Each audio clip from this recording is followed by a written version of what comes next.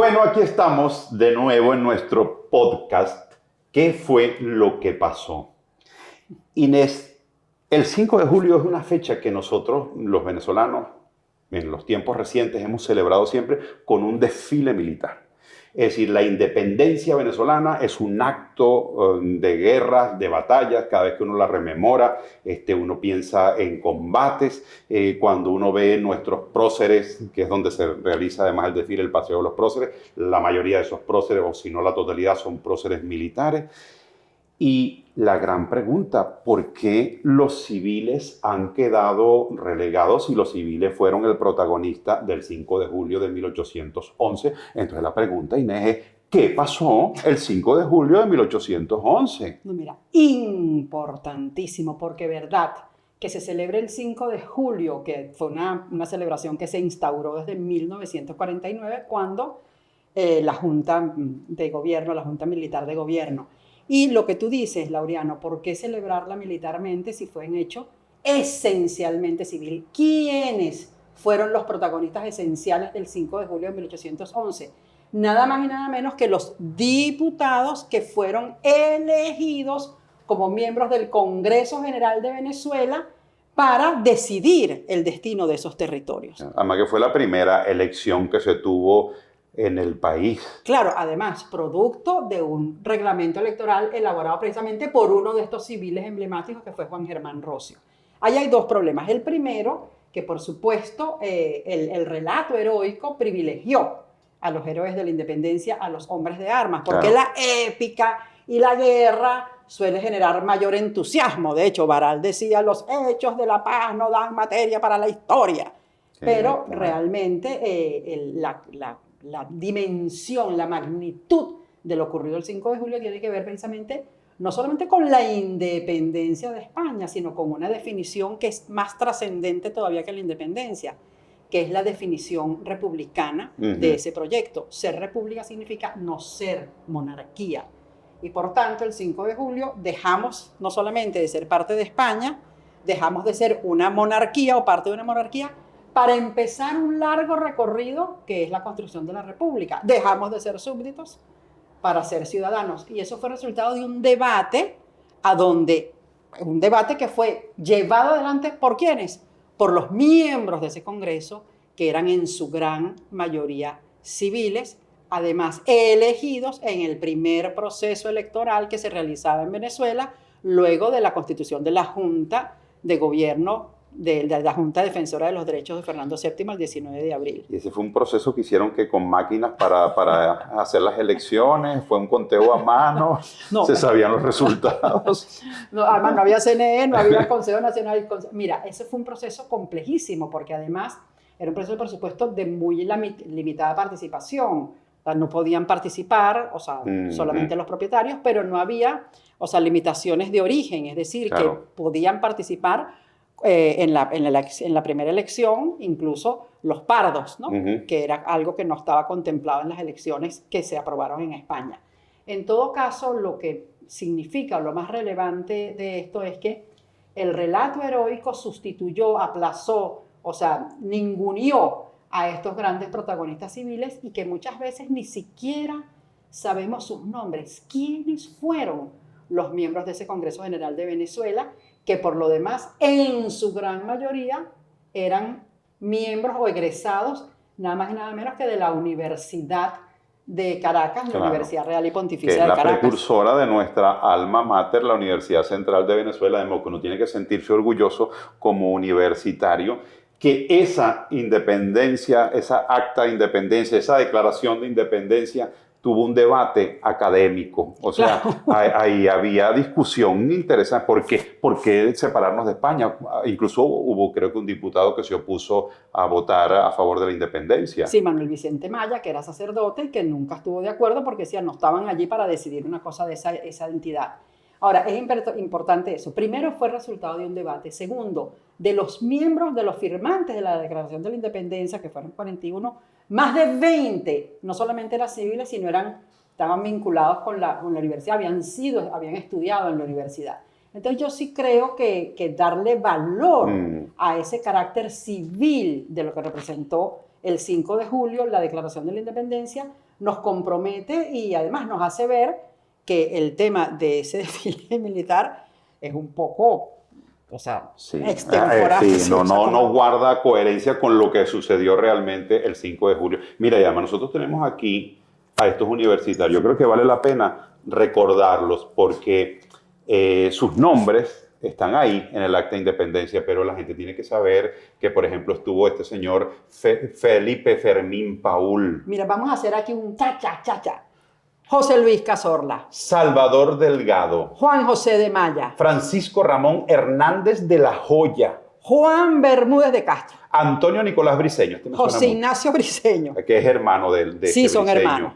Juan Germán Rocio, caramba. Juan Germán Rocio, ¿verdad? Qué hombre tan luchador y tan bregador para empezar, para poder ejercer su profesión de abogado. Bueno, eso es, le prometemos un programa de Juan Germán Rocio, un podcast de Juan Germán. Él fue el que redactó el acta de independencia. Sí, no, y además los documentos más importantes de la Constitución de la República son hechos de Juan Germán Rocio. Y por si fuera poco, después escribió un libro con un título, pero además lapidario.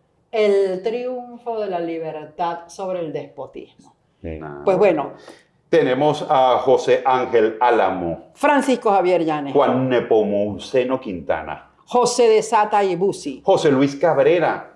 Y después viene Juan Antonio Díaz Argote. Juan Antonio Rodríguez Domínguez. Juan Vicente de Hunda. Mariano de la Cova. Esos son de la Universidad de Caracas. Claro, pero había otros universitarios. De Mérida.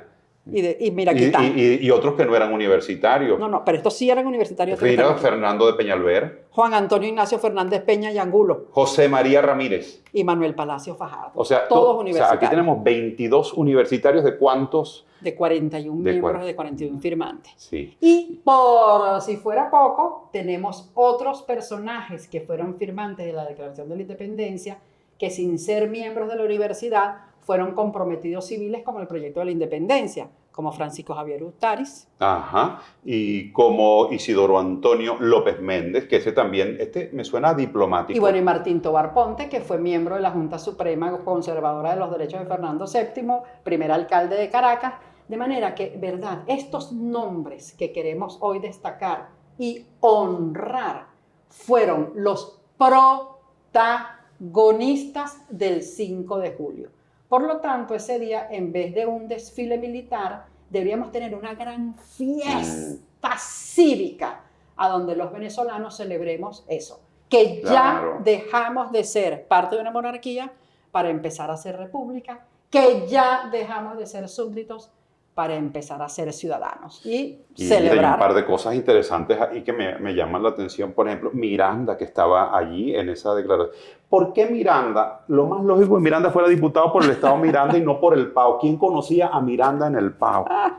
¿Cómo lo eligieron por el PAO? No, claro, fue una elección accidental. Además, Miranda fue elegido como después, porque las elecciones tuvo que haber como una segunda etapa. Okay. Pero claro, el Estado Miranda no existe. No, claro. Pero otra cosa que a mí me gusta mucho de ese primer congreso es que además la presidencia de la República era una presidencia semanal.